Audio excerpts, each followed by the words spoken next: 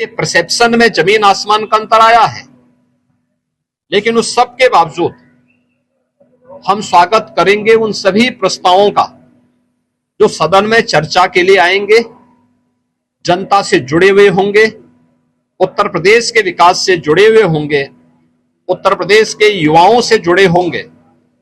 उन सभी मुद्दों पर चर्चा करने के लिए सरकार तैयार है। सरकार ने अपने कार्यक्रम का हिस्सा भी बनाया है कि इन सब पर जवाब सभी विभाग उसका उपलब्ध कराने के लिए तैयार होंगे, लेकिन एक सार्थक चर्चा हो, नकारात्मकता न आए, न्यूसेंस क्रिएट करके हम लोग जनता के जुड़े हुए मुद्दों पर समय को जाया न करने दें। ये मेरी अपील सभी अपने प्रतिपक्षियों से, प्रतिपक्षी दलों से भी होगी कि वे इन सभी बातों को ध्यान में रख करके अगर सदन में इन मुद्दों पे चर्चा कराएंगे तो एक सार्थक चर्चा भी हो पाएगी, हम किसी निष्कर्ष पर पहुंच पाएंगे। लेकिन अगर वह अनावश्यक व्यवधान पैदा करके न्यूसेंस क्रिएट करेंगे तो जनता की अदालत में स्वयं ही प्रदेश की जनता जनार्दन उन्हें कटघरे में खड़ा करने का कार्य करेगी। और सदन में इन मुद्दों पे चर्चा हो, वे चर्चा भी करें, अपने प्रश्न भी पूछें। मुद्दों पर आधारित किसी भी चर्चा का जवाब देने के लिए और उस बहस को सार्थक स्तर तक पहुंचाने के लिए सरकार का पूरा सहयोग प्राप्त होगा। सरकार इसमें पूरी तरह तैयार है।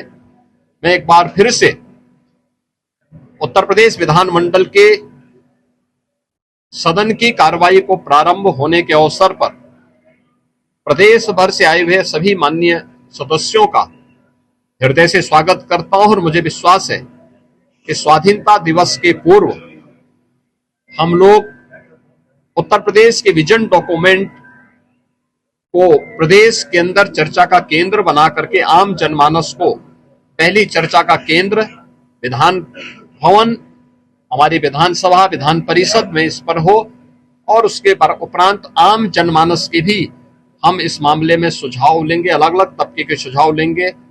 फिर इसको लेकर के हम लोग उन सुझावों को कलेक्ट करने के साथ ही उत्तर प्रदेश को एक व्यापक कार्य योजना देने में सफल होंगे। वो विजन डॉक्यूमेंट के रूप में विशेषज्ञों के साथ मिलकर के आगे बढ़ेगा और जब भारत 2047 में विकसित होगा तो उत्तर प्रदेश भी विकसित भारत की यात्रा में विकसित उत्तर प्रदेश बनकर के तैयार हो। इस विश्वास के साथ यह चर्चा का केंद्र बिंदु हमारा सदन बन सके।